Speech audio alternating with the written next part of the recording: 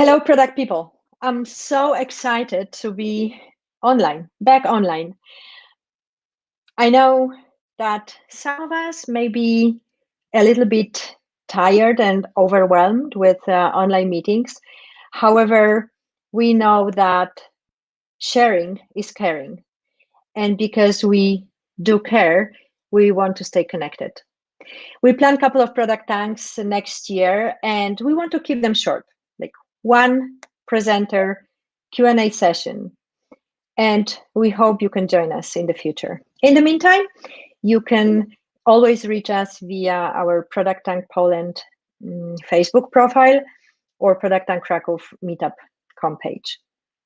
So this evening we have an amazing guest, and let me introduce you to Hoang Nguyen. Huang is a product. Hi, Huang. Good to see you. Great to And see you. thank you for joining us tonight. And people, Huang is a product manager by heart. And after gaining his experience in B2B startup as their first product manager, he joined DieProduktMacher, which is the consulting agency. And he is actually consulting other companies on product management. In his free time, he's a vivid and passionate Forro dancer. And I Googled Forro, and Forro is the kind of music and dance originating in Brazil, right? Yes, it's originated in the northeastern part of Brazil. That's perfect. And you know, guys, I saw Huang dancing. That was cool. That was really cool. And I also know that Huang wants to learn a little bit more about machine learning in the future.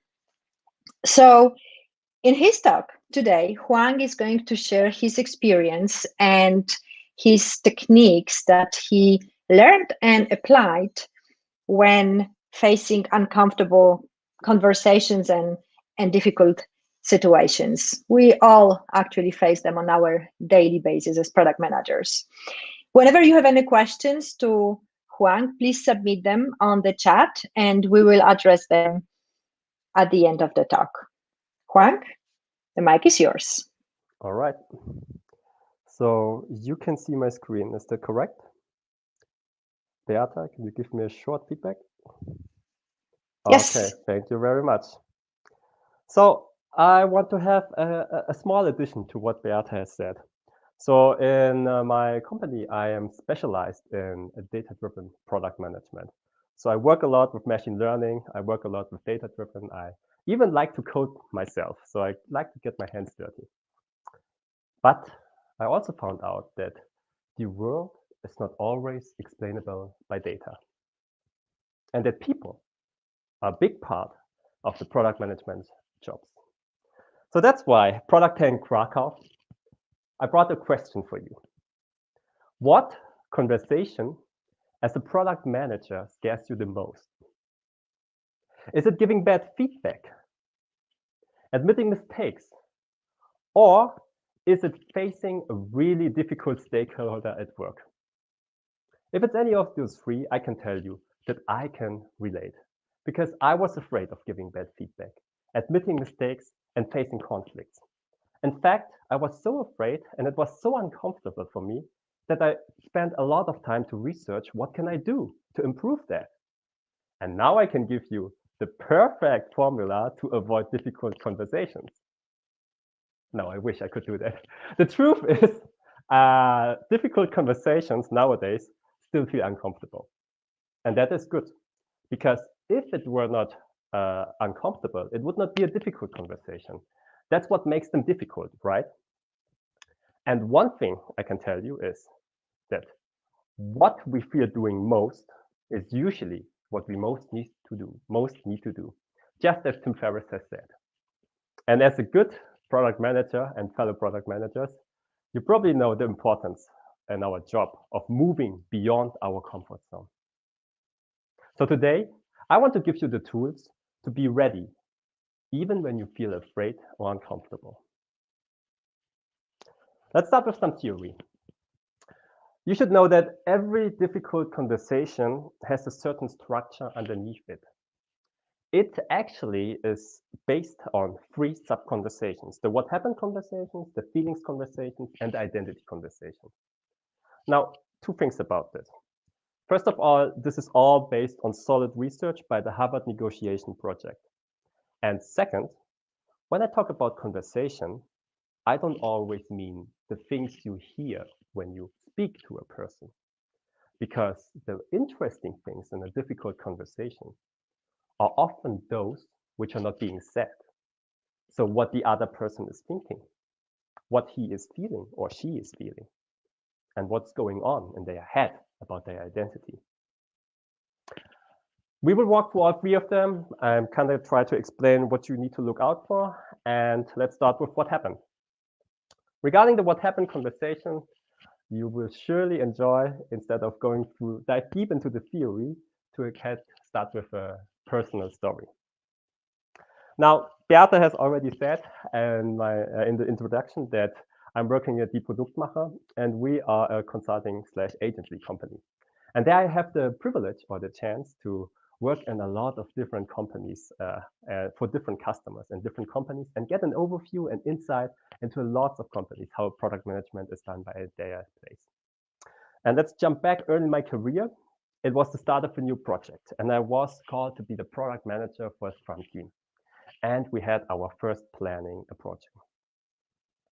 Now, before I tell you about the planning, I need you to introduce you to another character of the story. And this is Sam. Sam is the Scrum Master, and he has a very strong personality. He has strong opinions, strong personality. And I was thinking, how can I show my viewers, the best way how it was like to work with Sam? So I thought, okay, maybe I should Google a cool picture of Scrum Master, which perfectly describes Sam. I know what you're thinking. First of all, why does he have spend so much time on Googling Scrum Masters? And second of all, what did he find? Now, regarding what did I find, it took me a while. It took me a couple of days because there are not a lot of pictures of Scrum Masters online. But after a while, I finally found one where I thought to myself, man, this is exactly Sam. This is how he looked like. And I don't want to make you too excited. Here's the picture. As you see, Sam had a very intimidating aura next to him. Now, don't worry, I was equally intimidating. At least that's what I would like to tell myself. Because I searched the internet for a picture which perfectly described me, and I found one again, did the same. And here's me in the first week of the new project.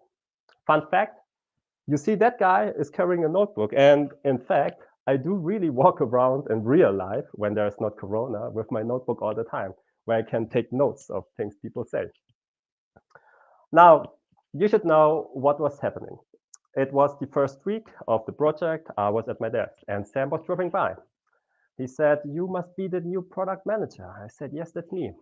And he dropped a bunch of requirements on my desk. He told me, "Here are a bunch of requirements. I need you to translate them into stories in Jira so that we can have enough stories for our planning this week. Is that something that you can do?" I told him, "Sure, I can do that." So when he left, I started to look at the actual requirements. And what I found out was these requirements are very, very technical. They were such a detailed technical level that I thought to myself, no, that's not how we do this. We are product managers. And product managers think about the user value. So I thought, let's change this. Let's change how they do the product development process. I called the developer, let's call him Danny, and to explain to him the situation. That I wanted to focus on the what and give him the space to focus on the how. And then he said, "Man, I like this idea. You figure out the what, and I take my time and figure out the how. And in the end, we are focusing on user value." That day, when I went home, I felt great. It felt amazing. I felt like it was only the first week, and I already had such a strong impact on my customers' product development process. Now we're finally focusing on user value. I can't wait for the planning to happen. Easily, the days have passed, And at the end of the week, we found ourselves in the planning. On the one side, you had Sam, the Scrum Master. On the other side, you had me. And the planning was going great. I was excited. We were going smoothly until we came to the point when we talked about the new user stories. And I was really excited. I looked at Sam's face. But what I saw was not an awe or excitement about the new way the user stories have been written, but I saw anger. I looked at him. I saw pure anger in his face, and it did not take a while, and he started to scream at me. He started to ask, what the hell is going on? Where are the requirements I gave you? I tried to explain to him, Sam, look, I want us to try to focus on the user value. That's why I wrote the requirements differently. He said, no, no, no, no, no. I gave you a clear task, a clear request, and you told me you're going to do this. What happened to that? I tried to explain again, but he was not listening. He kept going, and I kept going, and the meeting was super unproductive. And when I went home that day, and when the adrenaline in my body was gone, I had one thought. Sam was clearly wrong. Was he? Well, let's say in a hypothetical scenario where Sam and I have a common friend, let's say his name is Brian, he's our buddy Brian. What would he say if you would ask about what has happened between these two people, his two friends? Well, clearly, Brian would probably say something like this. Yeah, Sam and Huang had this fight, and one thing for sure is I talked to both of them, and both of them think that they are totally right. Furthermore, both of them think the other is acting super unreasonable and that the other doesn't understand them. And because our buddy Brian is a very knowledgeable person, he would also say that both need to consider the what happened conversation. And this brings us to the quintessence when I talk about what happened. It is that we too often assume when we have a conflict that there is a factual matter, and our view represents the facts. So what we thought has happened is the only truth. In our case, it would mean that I have not considered Sam's view, but only my view. And my view was focused on the user. So clearly I was right, not taking Sam's view into consideration. Second of all, we way too often assume that we know what the other's intentions are. If you would have asked me right after that day, on that day, what I would think Sam's intentions are, I would not have said something like, yeah, Sam is probably really caring about something, or he just wants the best for the company. No, I would be like, oh man, I would think about bad intentions and not good intentions. And lastly, when we discuss what happens, we unfortunately way too often focus on assigning blame. And blame does not mean always necessarily your fault, saying something like it's your fault, but also asking questions like, why did you not follow this? Why did you do this in an aggressive way? What you can do better instead of these three things is to focus on the 3 points. So instead of being sure that you're right and that you're looking at the factual matter, be curious. Invite the other person to share their view. Second, don't have the prejudice about their intentions. Instead, be open-minded and let them tell you what their intentions were. And last but not least, don't focus on blame, but focus on mapping each other party's contribution, because both parties have contributed to the problem arising. There's a second conversation that we need to talk about. And I know some of you may say, okay, feelings are a cool thing, but there's no place for that in my professional life. When I work, and this has nothing to do with feelings. And I understand this view way too good. I also tend to think like this because I'm really data driven. But in the end of the day, when somebody has strong feelings involved, these feelings will take surface in the conversation with that person. So if there are strong feelings involved, maybe one of your stakeholders might not agree with you. And not because it's not a logical thing, but because he just doesn't feel like it, because there's something else in the way. And that something is often tied to, I call the core interest or core concerns. And it's basically the jobs to be done theory, which you probably know, applied to feelings. So basically, if we have like research has found out that we have 6 emotional core concerns. And if you don't meet one of these core concerns, then negative feelings are going to arise. Let me give you an example, which might be here with which might apply to our situation. Let's take appreciation. What if Sam has actually been a developer before? And what if he has spent a lot of time in crafting and carefully crafting out the requirements which he gave to me? I don't know, because I was new. I don't know his background. And obviously, if you imagine yourself working very hard for this, and then you have somebody new joining and throwing the requirements, basically your work away, you don't feel appreciated. You would feel angry. That might be your explanation. Then there are other things like status. What if you have the view that you are the experienced or the person who is working at the company and not an external person? Obviously, an external person not following the things you say is something which might irritate you or make you angry. And there it goes with all these things. So if you don't match these core concerns, you risk that the other person or the other party might develop a negative feelings. And for another example, which we all probably know, is affiliation, the feeling that we need to belong somewhere. And it's this one example which we really know. It's when everybody has a big meeting where everyone is there except you. And you feel like, whoa, what's going on? Am I being left out or something? But when you think about it, you don't really want to join the 30-person meeting, the 30-person status update meeting, which is which is just stopping you from doing the rest of your work. Now, what happens if we already have bad feelings arising? So we need to do 3 things. First of all, we need to identify them, because what we don't know, we cannot fight. So we need to be sure about what our feelings are, and also what the other people's feelings might be which are involved.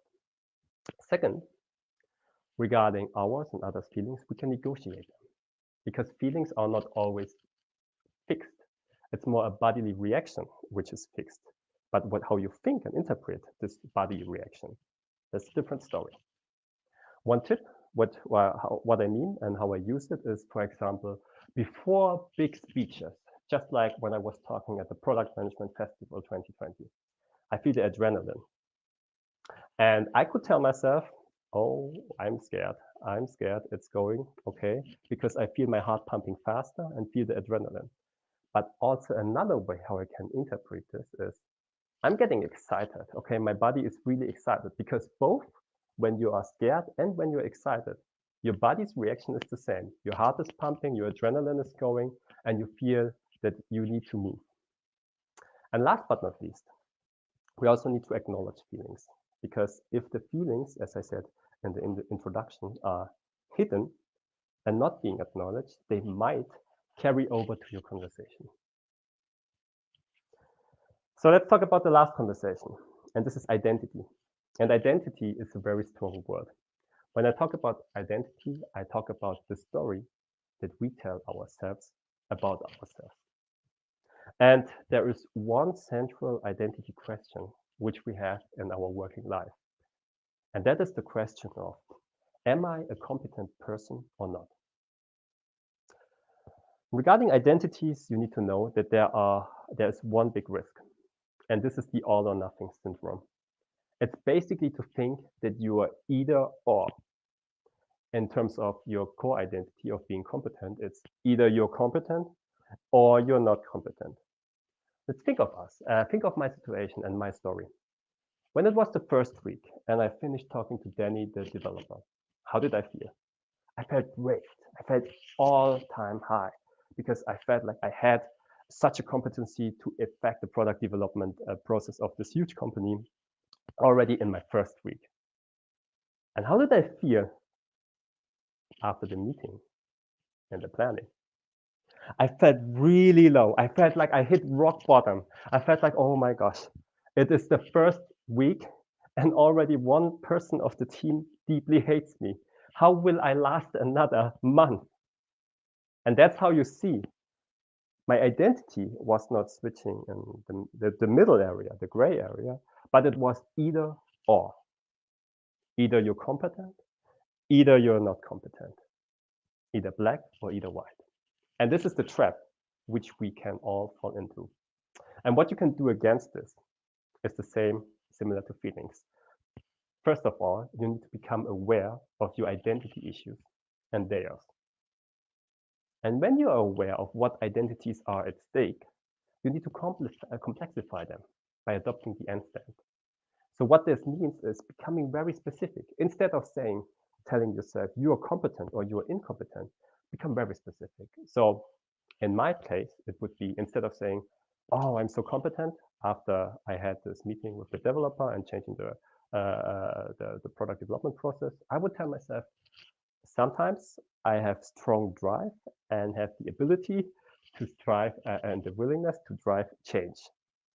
And here comes the other part. And of course, sometimes I happen to have troubles with interacting with fellow stakeholders or with fellow team members. And this is how you combine these things.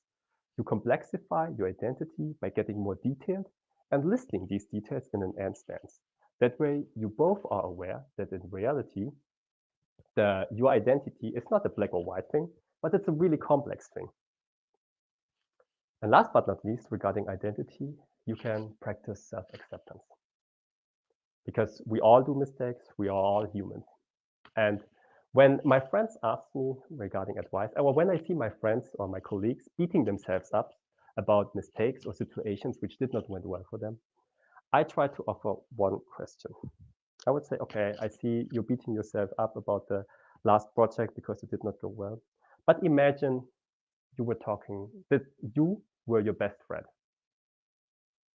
So your best friend is the one who failed this project. What would you tell your best friend? Would you tell him to beat himself up like that? To be that critical? Probably not. And when you think about others, it's more often very easy to be self-compassionate and self-acceptant. Because when you think about your best friend, you would not tell him, oh, you did such a bad job. No, you would try to build him up. And the same way, when you apply it to yourself, can work. Now, if you combine all these things, something magical happens. You shift from a message delivery, like I want to tell you, no, you are not understanding me correctly, to a learning stance. Because again, remember the things from what happened and the other conversations, you are shifting to a way where you ask the person a lot of questions like, okay, in your view, what has happened? Okay, and what feelings might be involved from your side of view? And so on. Well, there are also a couple of considerations, and I want to give you some practical advice. First of all, what is the sequence in solving difficult conversations? Well, in the beginning, you need to walk through all 3 conversations on your own. Make up your mind, think about what could have happened from yours and theirs perspective, about the feelings and about the identities. Because you need to become more clear before you get to start into the conversation so that you are prepared. Second, when you start, there's a special way to start difficult conversations. Obviously, imagine if I would go up to Sam and tell him, hey, Sam, I want to talk about the last time you screamed at me. I don't think that was good. What would you think his reaction would be? Obviously defensive. He would be like, hey, what are you talking about? No, instead, when you start, try to imagine yourself as a neutral third person. Try to think you are a mediator. What would a mediator say? If you have a mediator when 2 conflicts, The mediator never agrees with one side. The mediator only points out the differences. And that is something both sides can agree on. In that case, you could start the conversation by, hey, I want to talk about last meeting. It was obvious that we had a difference in, or we had a disagreement in about what needed to be done. And this is something the other person can also agree on because he also thinks there was a difference. It's not a matter about right or wrong anymore, but it's about solving the difference. Now, when you have started the conversation, you ask your questions and then you listen. Because if you don't listen, you might risk that the other person will not listen to you because he thinks, oh, I need to tell him this. No, this person has the wrong view about me. I really need to make this clear first. So this person will be too much caught up in their thoughts to take their time and really focus and be intentional with what you have to say. And that's why it's always safer to listen first, seek first to understand, and then to be understood. And last but not least, you also need to focus your the conversation on contributions and not blame. Now, you might be wondering what happened to Sam and me. I went through all these preparational steps, and I was really excited to talk to him. I had a lot of respect for this conversation because, as you can imagine, the couple of days afterwards were a little bit awkward. But when I gathered my input and when I processed my plan, I went to him and talked to him. And I started to say, hi, Sam. I want to talk to you about our disagreement last meeting. It was clear that we had a difference. And I want to talk to you and find out what your side was. He told me, yeah, we can do that. I don't know what you want to talk about, but it was really obvious. You did not do what I told you. But that's okay. If you don't want to do what I told you, that's okay. Obviously, that was not a good start, I thought to myself. But I kept my focus on contribution and not blame. So instead of fighting back, I adopted a third-person stance and told him, exactly, Sam, you're right. There was a different expectation in both of us on what needed to be done and what needs to be done. And I want us to find out more about each other's expectation. And then something happened. He was thinking for a while, and I asked him the question. So tell me, what were your intentions when you gave me the requirements, and they were, for me, they appeared to be on a very technical level. He thought about it, and he actually changed when he spoke. He said, okay, Huang, there's something I have not told you and you should have known. So the thing is, the team has gotten really bad feedback or has gotten stakeholder attention or management attention because our development speed was not so fast. And by going with the technical requirements, I wanted to change that so that we have a more, we don't need to spend time on figuring out figuring out the how to do anymore, but we can already start developing right away, right from the get-go. And when he told me that, I was surprised because when you think about the introduction with the intentions, it totally turned the story for me. Because in the end, Sam really had good intentions. It was exactly because he was caring about the team that he chose to do his actions, and not because of some other reasons. And that reminded me again to really stay humble and to stay curious about the other person's intentions. Now we talked and we continued our conversation and we could solve our differences. And in the end, I managed to turn Sam into a valuable ally. Now, one last thing, how to memorize and how to sum everything up. Just remember, for difficult conversations, you need to talk. Think about the 3 types of conversation. What happened, feelings, identity. Adopt a first-person stance. listen intently, and keep the focus on contribution and not blame. Thank you very much. Thank you, Huang. Thank you very much.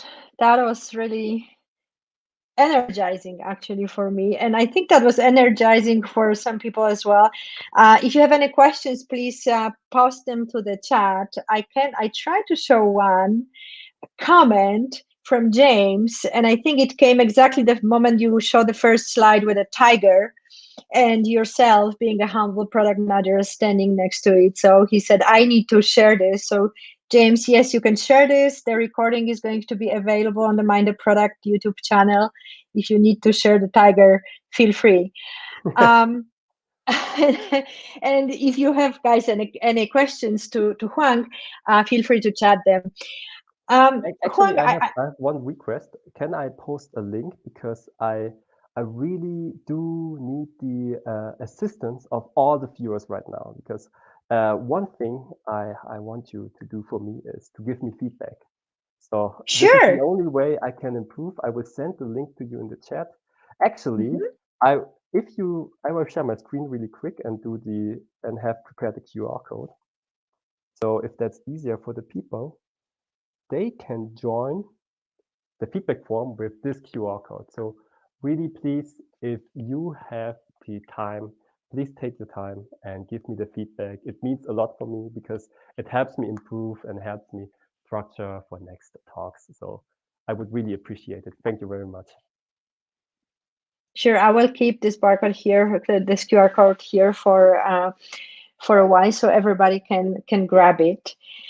And when you say feedback, I have actually a question that came to my mind when you were talking, because difficult conversations are always about like really feedback, right? So trying to give somebody feedback and also getting the feedback. And I think sometimes it's not quite common that everybody can really like accept the feedback they're getting, right? So like what would you like suggest and what would you advise if I have a Sam on the other side and I'm talking to Sam and I'm trying to, like fix the relationship and what happened, right? Making sure that we at the end agree and are aligned in our expectations. But it's like really taking like, it's like a never ending story. So you keep talking and talking and talking and you kind of see a wall on the other side, right? How long would you really, from the human perspective, how long would you try? Well, I got a similar question at PMF, actually. And I think it really depends. The question I got at PMF to explain was, when do you escalate things to the upper management? And when do you exactly explain? And I have to say this really depends on the situation. Like if you have a lot of time and there are no strict timelines and you have it's a colleague which is important, like a part of your team or somebody who you interact a lot with, I would always take my time to have this and like solve the things in a one-to-one. Now, the only thing when I would escalate is when I have no other choice. And that's when I'm approaching a tight deadline and somebody is blocking the team's progress, for example. And I know, okay, it takes too long to talk to this person. I would try. But if I see, okay, one or two conversations, it's not working, or this person is difficult to grab, because sometimes people are also avoiding you and are not willing to talk to you, even if you try to be really polite and invite them, or maybe they are too busy. At that point, I would escalate the situation. Does that answer your question? It does. That's exactly what I wanted to, because as I said, I mean, we're humans, right? So sometimes you can talk to somebody for a month or two. Sometimes it's taking a little bit longer. And that's why I was like trying to understand, like, where is this really point where you are saying like, I think I need to move a little bit, like escalate that or move a little bit different direction. Maybe changing direction in the meantime is also kind of a advice here, right? Trying from the different angles those discussions. Definitely, but most often I have experienced that when you really think about the issues, what could have happened and what their identities are or what the feelings might be involved, or especially the emotional core concerns, they are really useful. Then you can often try to see, oh, why this person is behaving like that. Mm. What is coming to my mind right now is like from product management perspective, we are often like people who are wearing different hats, right? We're saying that sometimes you have to wear a hat of a customer, sometimes you have to wear a hat of a UX designer. And I think to what you said today is like we also have to remember that sometimes we have to wear a hat of the people that we're working with, right? Yes. And Yeah. trying to like really step into their shoes, not only the shoes of our users but also their shoes, actually, especially in this kind of a difficult like really like difficult conversations, right? So sometimes I Yeah. think we just need to step into their shoes, right? Yeah, you expressed it very much to the point. Like we as product managers have kind of should have a skill of empathy because we can empathize with our users, and at the same time we should use this empathy skill to empathize with the stakeholders or people we have conflicts with to solve them. Right. Yeah. So this is why I am always saying we're building products for people and with people, and this is what is very important to remember. Huang, I really appreciate connecting with you from Krakow to Berlin. You're in Berlin No, I'm in right Munich. now? I'm in Oh, you're Bavaria, in Munich. Munich. Yes. Oh, sorry. So you're in Munich, still connecting from Krakow over the air to Munich. I'm so happy that you could be here with us tonight. And thank you very much for joining us. Thank you very much for the inspirational talk. And we're staying connected. Thank you very much, Beata. I really enjoyed coming here, even though I never left Munich, but I look forward to meet you on also ProductTank Krakow in real life in the future when there's a chance for that. I hope it's gonna be soon next year. Yeah, but Everybody, it's amazing what you can do from your home. You can visit the ProductTank and Krakow around the world. So that's also that's the exactly. amazing thing about the times we are living in nowadays. That's the pluses of being online, right? That I can connect with you today. Everybody, thank you for being with us. Stay tuned. Join us on our Product Tank Krakow meetup.com and our Product Tank Poland Facebook profile. We will be organizing next Product Tanks in the future, in the new year. Thank you for being with us today. Have a great night. Have a great evening. Thank you. Thank you very much.